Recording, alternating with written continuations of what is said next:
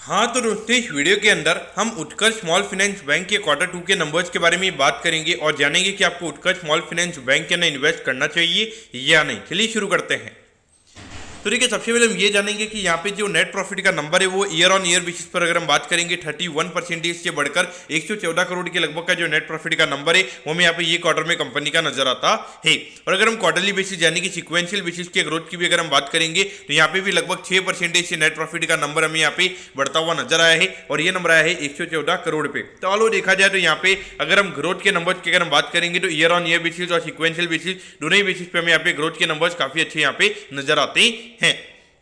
अब अगर हम यहाँ पे ग्रॉस एनपी के नंबर की अगर हम बात करेंगे तो ये नंबर हमें 2.81% के लगभग यहाँ पे नजर आता है और पिछले क्वार्टर में ये नंबर 3.13% के लगभग था। तो कहीं ना कहीं देखा जाए तो यहाँ पे एसेट क्वालिटी हमें यहाँ पे अच्छे तरीके से इंप्रूव होती हुई नजर आई है। अगर हम नेट एनपी के नंबर की अगर हम बात करेंगे हार्डली 0.16% के लगभग का नेट एनपी का नंबर हमें यहाँ पे नजर आता है, क्योंकि पिछले क्वार्टर में अगर हम देखेंगे 0.33% के लगभग था। तो कहीं ना कहीं अगर हम देखेंगे तो नेट एनपी का नंबर अगर हम देखेंगे ऑलमोस्ट नेग्लिजिबल के लगभग हमें यहाँ पे नेट एनपी का नंबर नजर आता है। अगर हम प्रोविजन के नंबर की अगर हम बात करेंगे पिछले क्वार्टर की कंपैरिजन में ये नंबर हमें 9% से बढ़ता हुआ नजर आया है और ये नंबर आया है 83 करोड़ पे।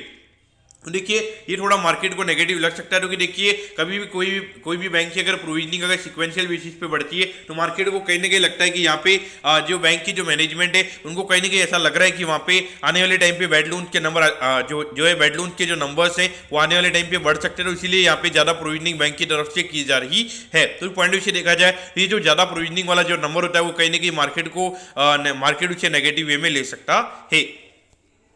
अब यहाँ पर अगर हम देखेंगे तो यहाँ पे लगभग 50 रुपए के लगभग ये स्टॉक हमें ट्रेड होता हुआ नजर आ रहा है। जो रिसेंटली यहाँ पे इसने हाई बनाया था वहां से अगर हम देखेंगे लगभग 15% ये स्टॉक हमें नीचे ट्रेड होता हुआ नजर आ रहा है। इसमें आपको क्या करना चाहिए, तो देखिए लगभग अगर हम मार्केट कैप की अगर हम बात करेंगे लगभग 5,500 करोड़ के मार्केट कैप पे ये कंपनी हमें ट्रेड होती हुई नजर आ रही है। जिस तरीके से अभी कंपनी के नंबर्स हमें आते हुए नजर आ रहे हैं, तो अगर मैं फॉरवर्ड पी की अगर मैं बात करूंगा लगभग 11-12 के लगभग का फॉरवर्ड पी पे ये बैंक हमें यहाँ पे ट्रेड होता हुआ नजर आ रहा है। लेकिन एक चीज आपको यहाँ पे नोटिस करनी चाहिए, जो अगर हम एनपी यानी कि जो कंपनी के एसेट क्वालिटी की अगर हम बात करेंगे यहाँ पे एकदम लो लेवल पे हमें यहाँ पे एनपी के नंबर्स यहाँ पे नजर आते हैं। तो यहाँ पर अगर आप देखोगे इसके नीचे एनपी का नंबर हमें जाता हुआ नजर नहीं आ सकता है, लेकिन यहाँ से एनपी के नंबर्स हमें बढ़ते हुए नजर आ सकते हैं।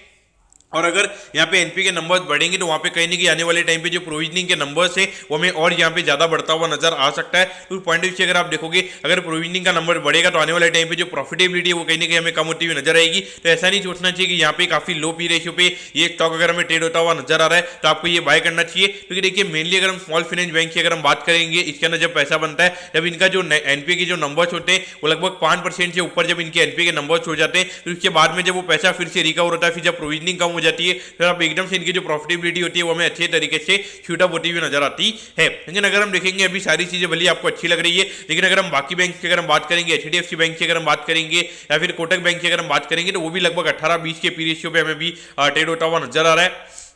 तो देखिए अगर बड़े बैंक जो कि जहाँ पर अगर हम देखेंगे तो सिक्योर्ड लैंडिंग काफी ज्यादा है, और अगर हम इन बैंक की अगर हम बात करेंगे यहाँ पे अनसिक्योर्ड लैंडिंग हमें काफी ज्यादा देखने को मिलती है। तो पॉइंट ऑफ व्यू से देखा जाए तो यहाँ पर रिस्क काफी ज्यादा नजर आता है और मुझे लगता है कि अभी यहाँ पे बियॉन्ड पॉइंट यहाँ पे ज्यादा पैसा हमें यहाँ पे आने वाले 1-2 साल में बैंकिंग स्टॉक्स में बनता हुआ नजर आएगा। अभी देखिए जिस तरीके से अभी रेट कट होने की बातें चल रही है, तो जब रेट कट होगा तो टेक्नोलॉजी के जो स्टॉक्स होते हैं वो हमें चलते हुए नजर आते हैं। यहाँ पे जो बैंकिंग स्टॉक के अंदर जो पैसा लगा हुआ रहता है तो उसके बाद में हमें यहाँ पे ये टेक के अंदर ये पैसा शिफ्ट होता हुआ नजर आता है। पॉइंट से देखा जाए तो मेरे ख्याल से थोड़ा इसमें कॉशियस है, नहीं मेरे ख्याल से सही रहेगा। भले अभी नंबर्स अच्छे लगेंगे, वैल्यूएशन वाइज अच्छा लगेगा, लेकिन मुझे लगता है कि बियॉन्ड पॉइंट यहाँ पे ज्यादा रिटर्न आपका अभी आने वाले 1 से 2 साल में यहाँ पे नहीं बनेगा। तो दोस्तों मैं कहता हूँ कि उत्कर्ष स्मॉल फाइनेंस बैंक के Q2 के जो नंबर्स हैं वो आपको अच्छे समझ में आगे होंगे। अगर आपकी कोई भी क्वेरीज है आप कमेंट कीजिए, मैं जरूर आपके कमेंट पर रिप्लाई करूंगा। ओके दोस्तों, thank you, have a nice day.